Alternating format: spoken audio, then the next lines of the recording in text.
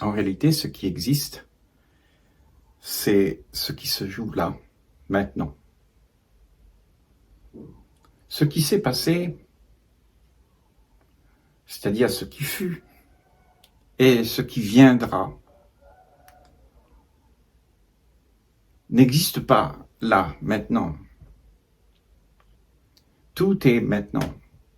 Il n'y a rien que tu puisses vivre pour après et pour hier dans la nostalgie.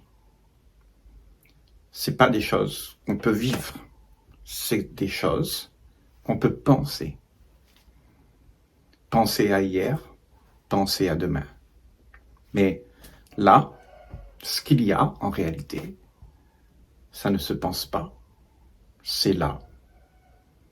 Il y a dans cette effervescence une présence, quelque chose de sacré. Mais la pensée accapare l'esprit et t'emmène dans la nostalgie ou dans l'espoir. Et tu sillonnes dans les couloirs du temps et tu ne sais plus qui tu es vraiment. Parce que ce que tu es ne peut être trouvé que là, maintenant. Dans ce moment où il n'y a pas les histoires qui se sont produites, où il n'y a plus tout ça. Il y a juste là. Et c'est là où réside ce qui est sacré, ce qui est éternel.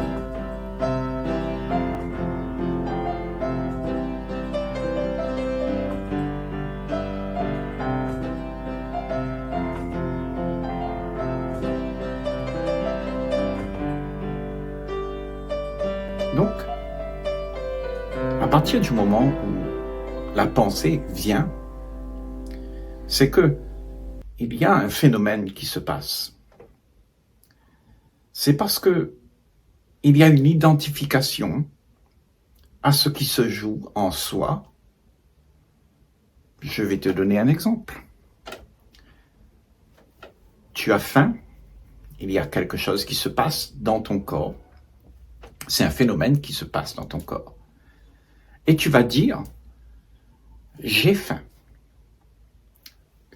Qui dit j'ai faim, c'est la pensée qui s'identifie à ce qui se passe. Et la pensée se traduit en mots à travers ta bouche. Et tu dis j'ai faim. Mais c'est la pensée qui incite à faire en sorte que tu puisses faire le geste pour aller mettre des choses dans ta bouche pour pouvoir te nourrir. Mais il n'y a pas celui qui dit j'ai faim. Celui qui dit j'ai faim, c'est ce que tu penses. Et ce que tu penses, tu t'es identifié à cette pensée en disant ça c'est moi, j'ai faim, je suis en colère, je suis heureux, je suis ceci, je suis cela. Tout ça, c'est des éléments qui habitent l'espace-temps. Et l'espace-temps, c'est là où l'esprit se distrait. Parce que il s'est identifié à un phénomène, une entité qui s'appelle moi. Mais moi, en réalité, il n'existe pas. C'est une invention pour s'identifier avec ce qui se passe dans ton corps ou à l'extérieur de ta peau. Tu vois des choses et tu dis ça, c'est pas joli. Ça m'intéresse, mais ça, non. Donc, tu es toujours identifié à une pensée qui arrive et qui dicte la marche à suivre. Donc, cette pensée va dire, je voudrais ça plutôt que ça.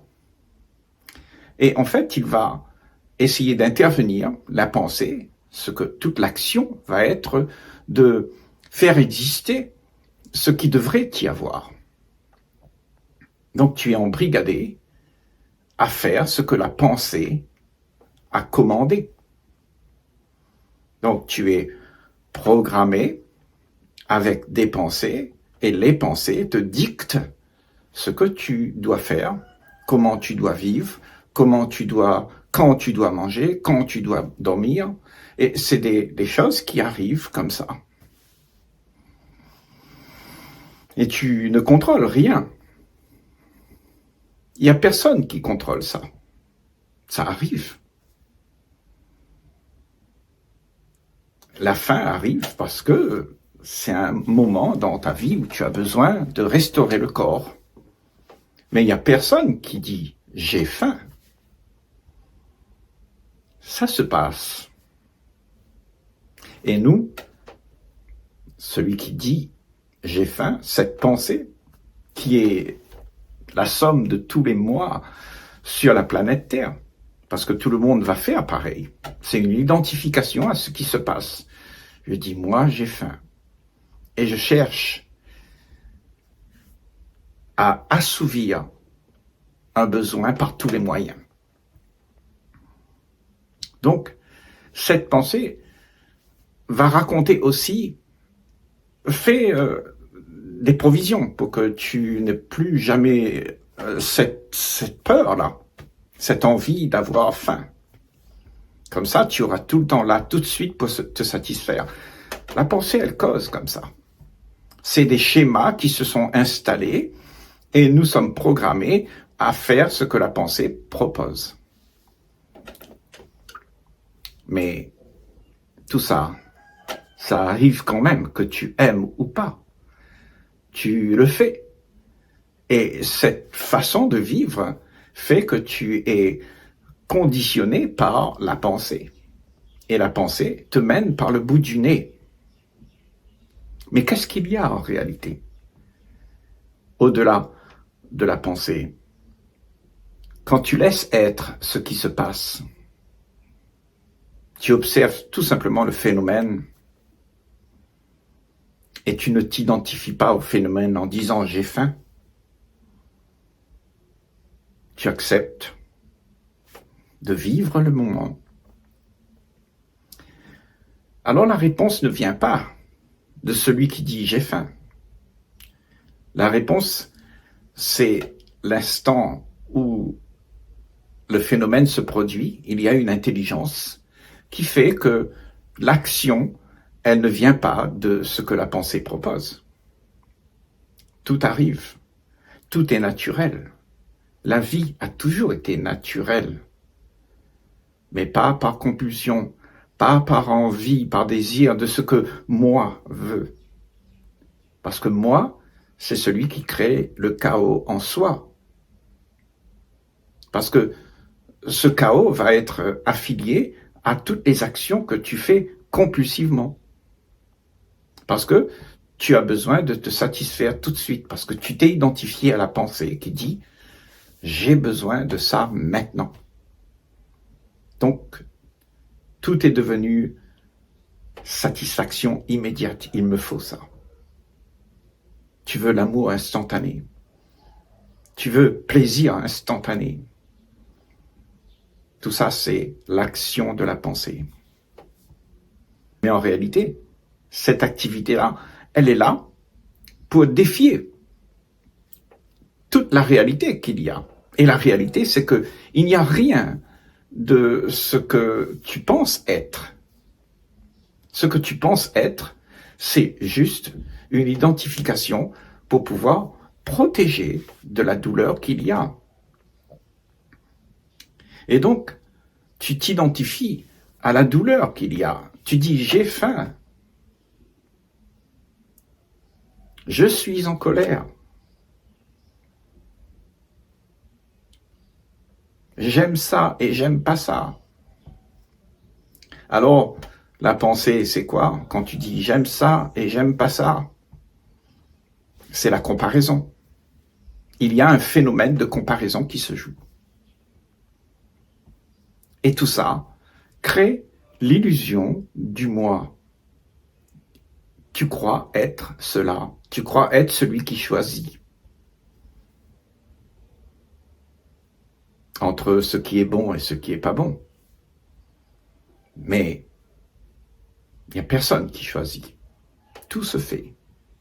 Malgré tout ce que tu peux faire pour éviter, pour être satisfait, toutes ces actions, ce sont des actions vaines parce que tout va se passer comme prévu. Les choses arriveront et les choses continueront d'arriver. Et tout ce que tu peux faire, c'est contrôler. Et ce contrôle, c'est celui qui s'appelle moi, qui veut une vie agréable, qui veut se défaire des sensations qui ne sont pas agréables. Il veut un monde à son goût, c'est-à-dire la pensée à laquelle tu t'identifies. Elle propose ça. Cette pensée, elle dit comment tu dois te comporter, comment tu dois vivre, comment tu consommes. Parce que tout l'ensemble mène l'esprit à être accaparé. Mais tout ça, c'est un leurre. Ça ne peut pas se faire. Parce que tout est déjà là.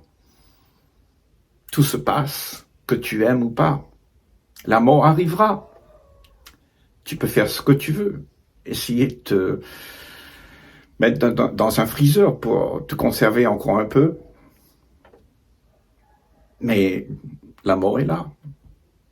Tout le contrôle que moi peux faire pour pouvoir éviter la fin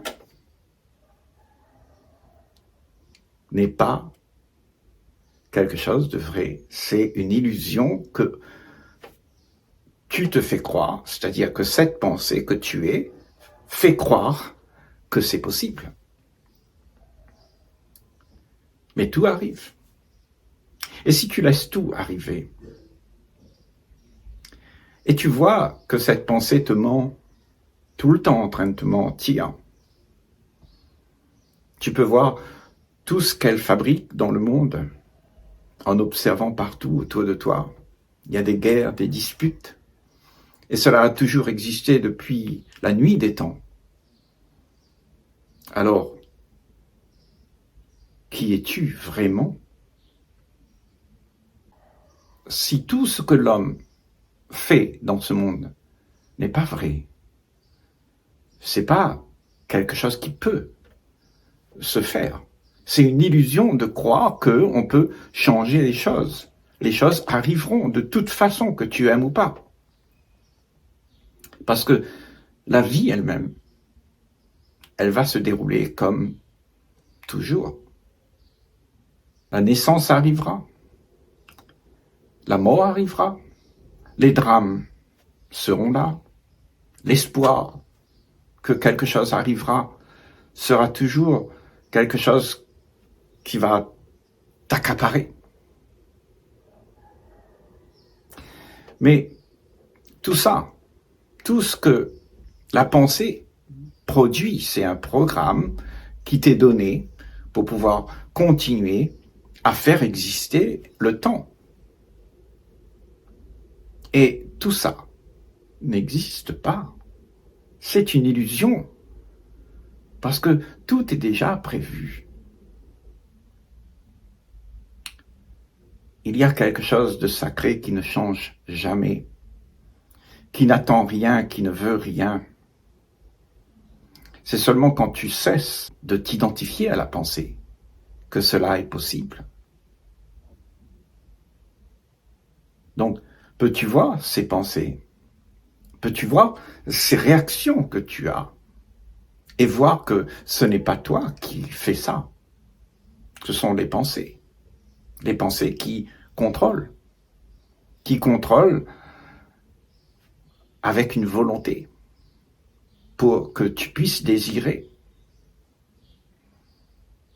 Alors, la pensée te fait miroiter des choses et tu désires ces choses. Le désir, c'est aussi mis en place par la pensée. Parce que, en fait, il n'y a rien à désirer. Tout est déjà là. Il n'y a rien à faire pour que tout puisse aboutir à ce qu'il y a. La fleur, elle va fleurir. Peu importe ce que tu fais, c'est son destin. Et ton destin, c'est de faire en sorte que tu puisses cesser de t'identifier à des choses pour pouvoir être content. Ce contentement, c'est une illusion.